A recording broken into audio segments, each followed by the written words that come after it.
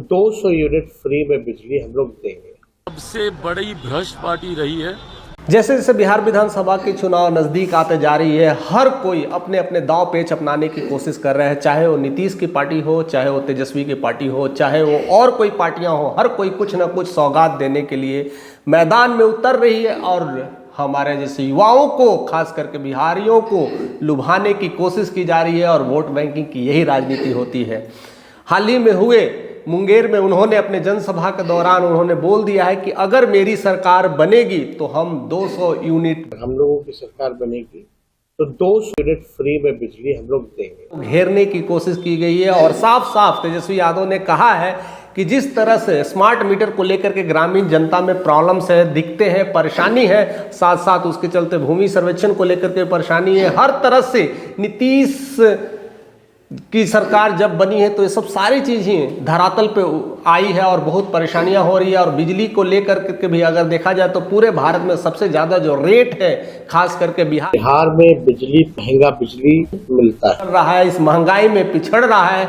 लेकिन मैं दावा करता हूं कि जब मेरी सरकार आएगी तो इतनी सहूलियत देंगे कि 200 यूनिट उनको फ्री बिजली मिलेगा और उससे काफ़ी कुछ उनको पॉकेट मनी में एक सपोर्ट मिलेगा, एक अच्छा लाइफ स्टाइल होगा। ये सब दावे की जा रहे हैं, ये सारी दावे चलते रहेंगी क्योंकि इलेक्शंस का समय नज़दीक आ रहा है। अब कुछ दिन बाद ऐसा आएगा कि नीतीश जी भी कुछ अपनी दावे करेंगे कि कहेंगे कि बिहार में जिस तरह की चीज़ें अभी चल रही है कि अब 1000 की जगह पर हम 2000 रुपया सपोर्ट करेंगे, जो मंथली सपोर्ट मिलता है किसान भत्ता योजना की तरफ हो सकता है। लोन प्रोसेसिंग यूनिट को भी थोड़ा सा ढिलाई देने की काम करेंगे।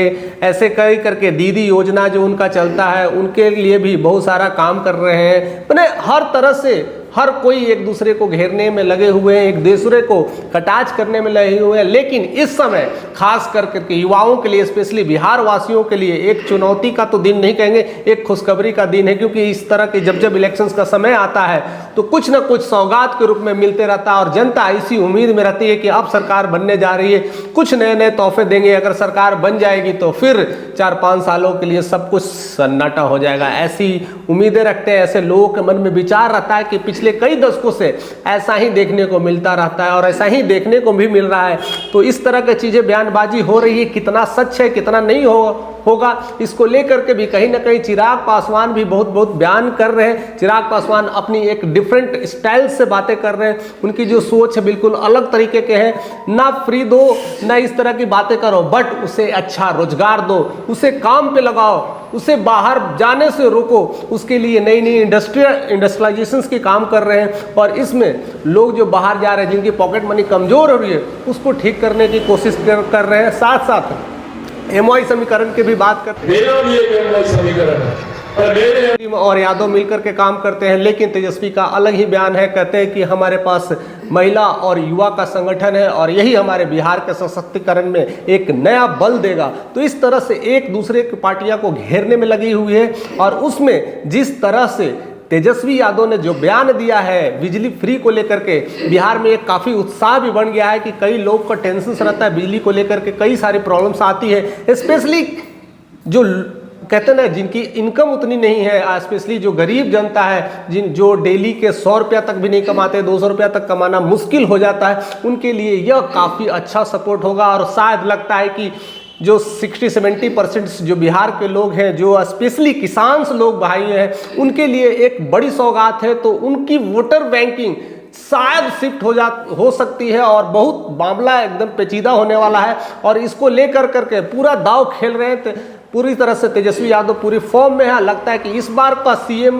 पद पूरी तरह से लेने के चक्कर में है। लगता है कि इस बार का सीएम का कुर्सी पर उनकी पूरी पकड़ है, यानी पूरी नज़र है, हर तरह से सरकार को घेरने में लगे हुए हैं। लेकिन नीतीश भी कम नहीं है, वो भी अपना दाव फेले कुछ ना कुछ लगाएंगे, कुछ ना कुछ तिरकम लगाएंगे। लेकिन इन दोनों से बढ़कर के जो अलग राजनीति कर रहे हैं वो है चिराग पासवान।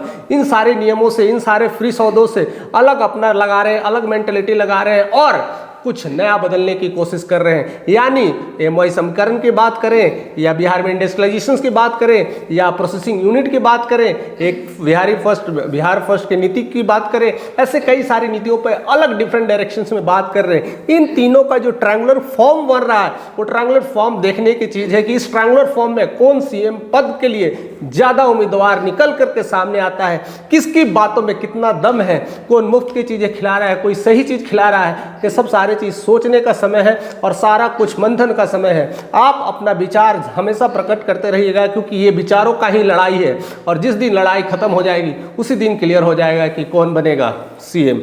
बाकी आप कमेंट करते रहिए, अगर चैनल पे नए हैं तो सब्सक्राइब करिए।